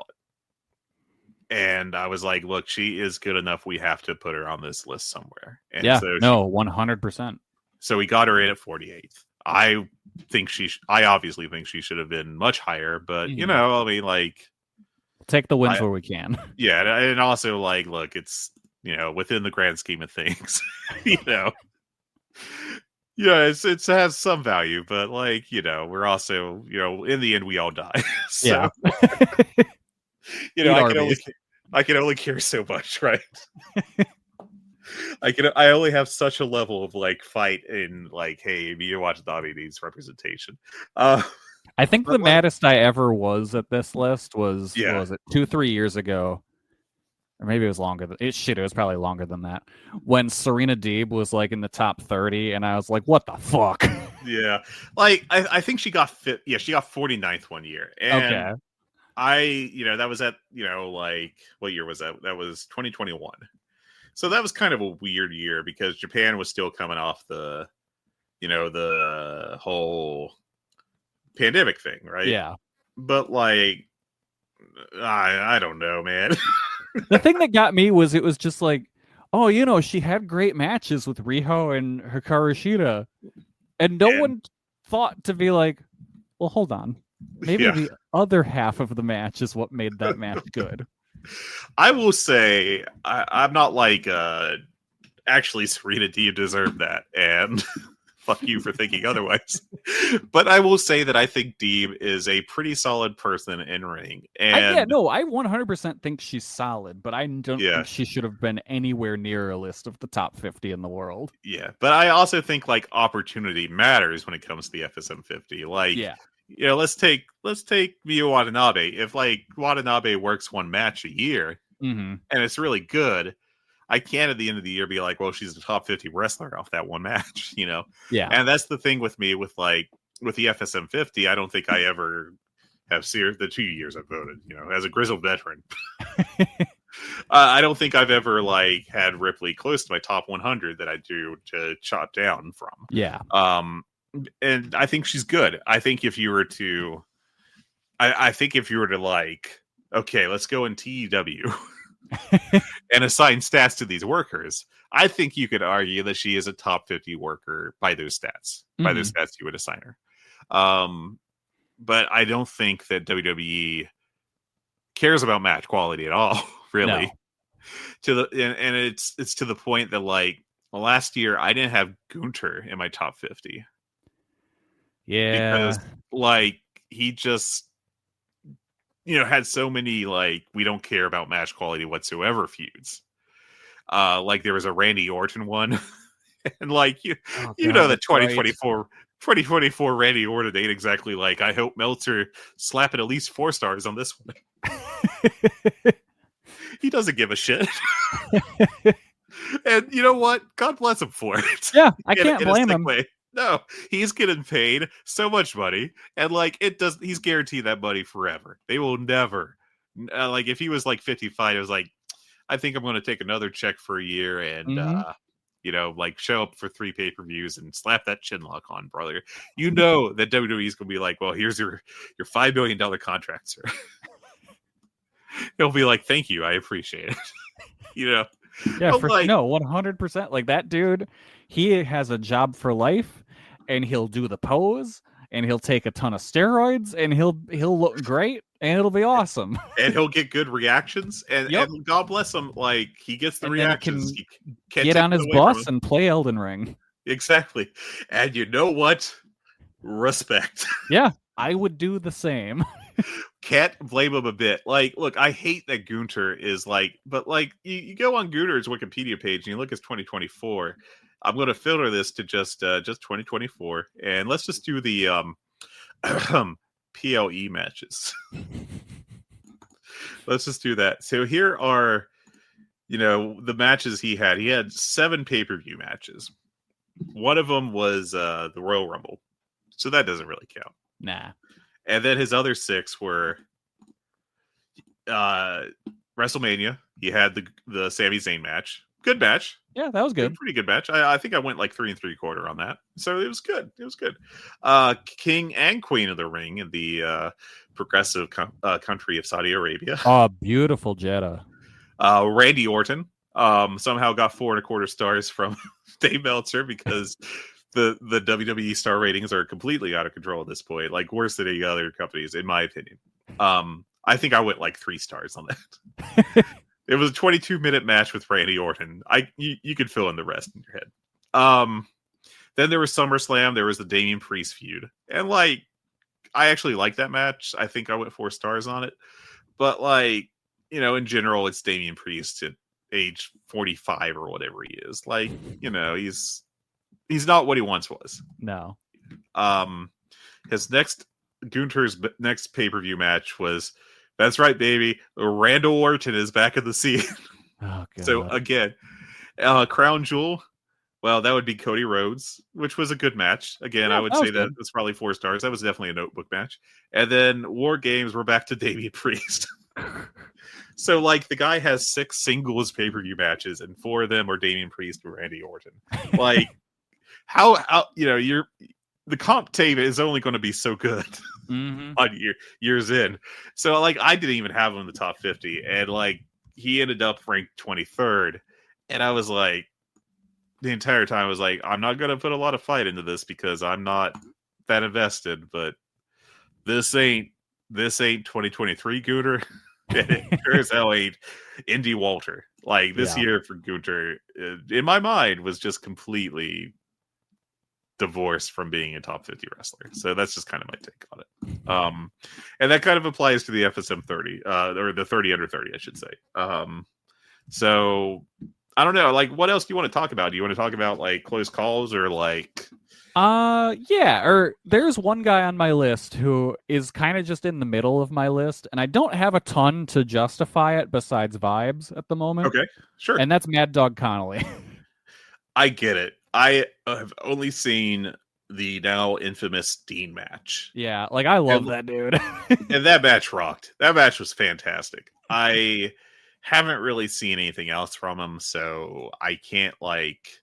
He's a guy that like I get why you would rank him. I just haven't seen enough from him to have any kind of take on him. I'm worried that like I don't know that this is really a negative per se, but I feel like if like your entire thing is you can only do dog collar matches in front of 200 people, like that kind of puts a cap on where you end up on this list for me. And those matches can be really sick. And that would get you on the list if like I see like 10 4-star matches from them. Yeah. But it also kind of like it's limiting. Yeah, it's there's no ECW, and Freedoms and Big Japan are both like pretty well hard capped. Like his path to stardom is essentially, I feel like GCW is just like fully irony now. It's not even like a hardcore promotion. So like it would just be like El Desperado brings men. Kind of, yeah. He's gonna be the journeyman crazy man, essentially. Yeah. And like it sucks because, like just off that match alone, I love his work. But like he has no visibility, and I think that fair or not, like really hurts when it comes to doing a list for me. And I get why people would not vote that way. I get why they would just ignore that. But like, I don't know, I'm a friggin' geek, so I'm going to like care about like ability to have upward mobility.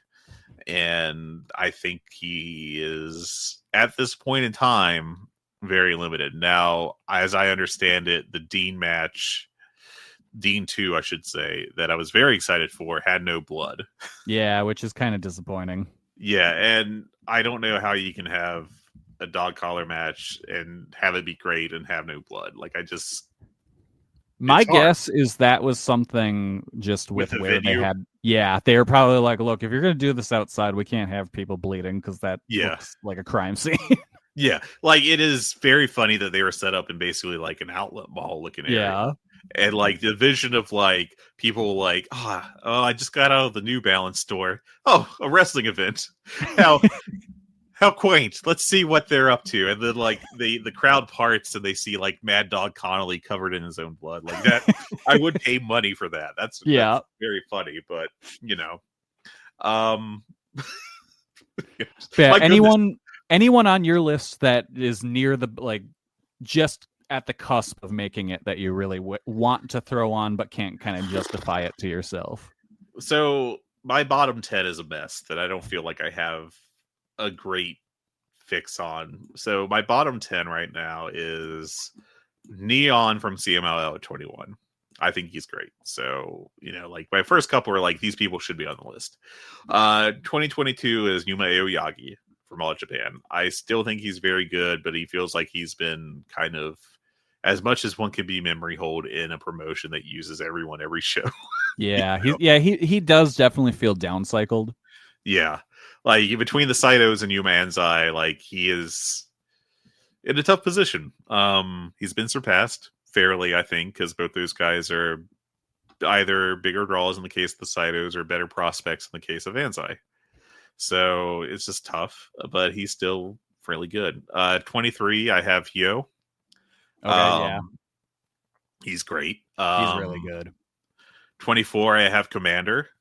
I am going to victory lap that I had Commander as like a top 30 worker in the world kind of guy, and I think 2023. And I had him 25th that year. He's a guy that's improved a lot. Yeah, and like people were like, "Oh, he's actually bad." I was like, "Nope, you're wrong. Just wait. History will show that I am correct." Because initially it looked like he was just like, oh, he's got the big spot, and that's kind of it. But it's like, no, he's actually a pretty well put together wrestler. He is, yes. And I thought I saw it in 2023, and he's definitely showing it now. Everyone agrees with me, the person that is always correct. Please don't ever question any of my opinions. No, I am constantly wrong. It's okay. That's part of learning. I have the Kingo 25th. And boy, that is tough for me to... Sucks that he's retiring. Sucks that he is retiring. You know that he is never going to ever approach...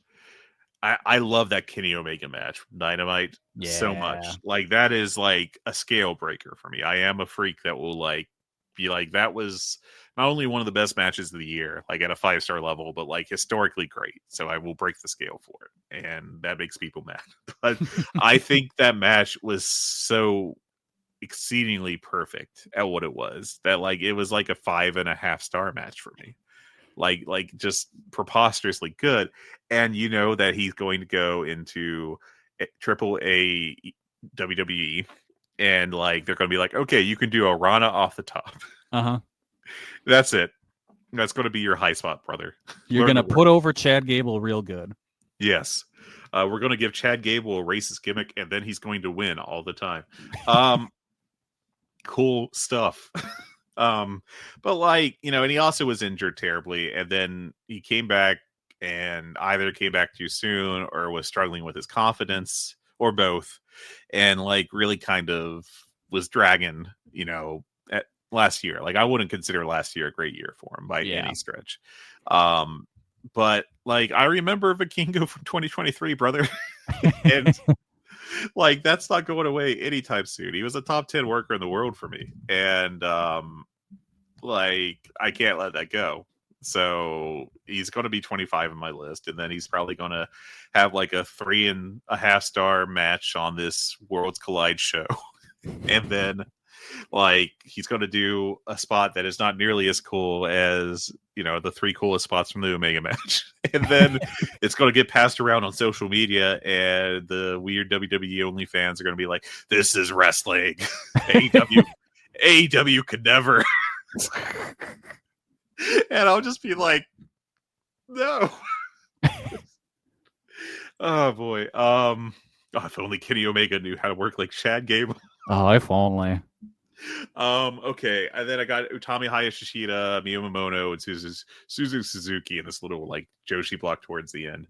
I got Daniel Garcia because I can't fully give up on him. And then I got Masha Slamovich, and that's my top 30. Here's my top my 31 through 40 as of right now, in a list that I could easily change because I feel like there's a zillion great options here.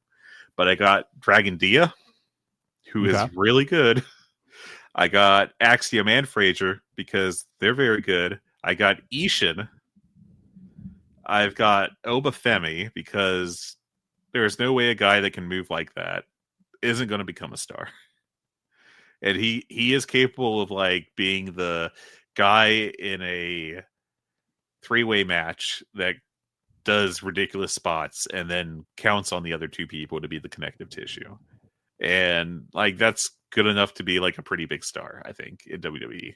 I've got Kosei Fujita, who I love. I have Adam Priest, Atlantis Jr., Mochizuki Jr., and then Titus Alexander. And like that feels like a top 30 group. So I'm having a real hard time. And that's before I get to like Nick Wayne or Madoka Kakuta or Kota Minoura or, even Mariah May, who, like, again, I think under-delivered as, like, the top of the AEW women's division, but also went out and had that match with Toni Storm. Yeah, Mariah May is currently at my 31. Like, she's really... it's so disappointing what her AEW run was, because she's really, really good. She is, but, like, she didn't show it often enough. Like, she had plenty of opportunities to have, like, okay, you are the women's champion. We're sidelining Toni Storm to, like, give it a break before we build to your big blow-off match. And here's all these people. Now, granted, they're not exactly, like, top of the world women's wrestlers, but they're good enough to be getting a push in AEW. Mm-hmm. And you're going to face them. So at this point, your job is to have a good match with them. And she consistently failed to do that. Yeah. Like, over and over. If you, like, let me just go to these... I'm pulling up her cage match because that everyone loves to hear that done live on on a podcast. But she actually only had the Willow Nightingale match, which was good, but not as good as it should have been. Mm-hmm. But there was, like, a Yuka Sakazaki TV match, which didn't get much time, but disappointed. Mm-hmm. The Queen Aminata match on a Dynamite that disappointed. Like, Anna Jay can be led to some decent matches, I feel like, but didn't. I feel like the Winter is Coming Mina Shirakawa match was a disappointment. They did a street fight with Thunder Rosa. Now, Rosa has had some injury issues and is arguably a shadow of what she once was, but it's a street fight that can cover up a lot of sins. And, you know, she had the now infamous "what if they were both good" match with Britt Baker, where they both bled buckets, and it was awesome. And then they never approached that ever again. But that match stunk. The Mariah May one, like, it was like a 3-star match. It wasn't. It was just like, how can you guys? What happened? What happened to you guys? It's a lot of matches where on paper it should have been really good. Yeah, like, you should have at least been like 3.5 stars every time, and didn't. You know, so. What happened? Like, what, you know, and it's hard to be like, this is a top 30 wrestler under the age of 30, but don't actually watch her matches, because they aren't as good as they should be. Like, that's not great. No, and I've got a bunch of people in my 31 to 40 where it's just like, I think any of them can jump on to the list if I get the feeling in the next couple of days. Like, I've got Mariah May, Shun Skywalker, Koguma, Saya Ida, Manami, Tomoka Inaba, Takeshi Masada, Mochizuki Jr., May Sierra, and Drew Parker. Like, any of those people can be my 29 or 30 or whatever. Yeah. I think Shun should definitely be ranked. Shun, I'm kind of Shun's in there in almost a holding pattern where I need to figure out where he goes. Yeah, he is extremely good. He is like the centerpiece of Dragon Gate, which is a successful enough company in, you know, these days. Even though every time Jay Church goes on the podcast about Dragon Gate, he sounds extremely sad. But I think that may just be his nature. But, like, oh man, I get why, like, you know, Mike and Case are like, you know, he's number one easily. I get why, if Dragon Gate is your number one promotion, that's the case. I just don't think he's putting on 5-star matches regularly. Like, you know, he's not working quite at the level I would expect to have that kind of easy decision making. And also, frankly, the constant goat noises annoy me. So, like, and you can be like, well, that's getting heat. And I'm like, is it though? Is it? But I mean, like, you know, I like Mochizuki Jr., but he just hasn't had, like, he's still potential to me, and not like very much so. He's got that awesome match with his dad. And that's kind of about it. Some other good matches, but, like, you know, there's no way I'd put him over Ishin. I feel bad about Ishin not making my list. I may take like Daniel Garcia off and put Ishin on in his place. you can't tell me that, like, let's just say in the past year that Mochizuki Jr.'s had a better year than Ishin. And I feel like Ishin's developed into a really good mid-card heel. Upper level heel, frankly. And Mochizuki Jr. is still like, he will be awesome one day. Not yet. Yeah. But, and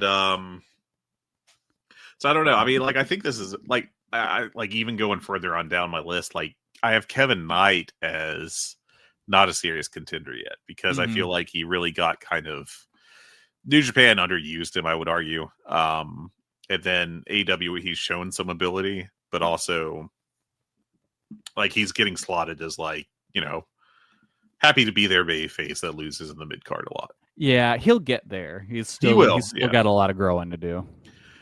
Nick Wayne is like, clearly he will be a superstar. And all the time in the world. Yeah, like he's don't worry about him. He will end up on a version of this list in the future. He may end up on this year's, depending on how people vote. I don't have him on mine yet, but like he'll get there. Another one that I think actually is a bit of a victim of bad booking is Chris Statlander. She's on my list, but I can see her falling off. I can't justify her in part because she very much suffers from some like stop-start booking over the past year. Yeah, and very inconsistent character.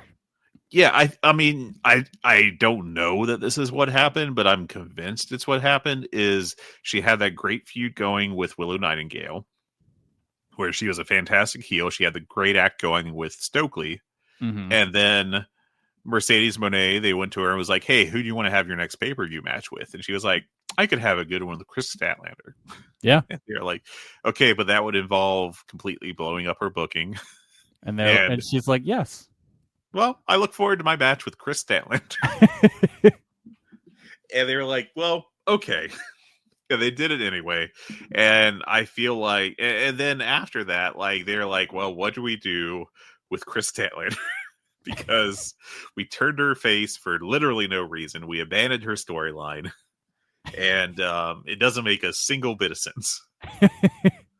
But she had a good match with Mercedes Moné. She sure did.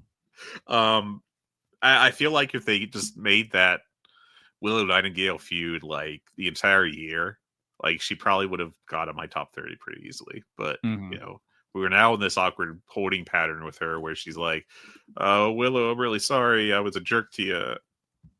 And I'm going to keep saying that to you while you worry about Marina Shafir. It's very strange. Yeah. Like, this will happen in pretty... Like, there's seemingly almost always one character in AEW that is in this position. Where they're like, we had a good thing going, and then we managed to screw it up on our own. Like, that happened to Daniel Garcia at least twice. Yeah. I would argue it happened with Ricky Starks at least twice. And like, I don't know that Ricky Starks ever would have been like a legit main eventer, but like it felt like at least twice they were on the verge of like getting him in that mix. And then they were just like, what if we don't? And then he just stopped. So like, I can't blame him for being frustrated about AEW. I would be frustrated about AEW. Same. I was on mic frustrated about him in AEW and not because of him. So like there's receipts on this.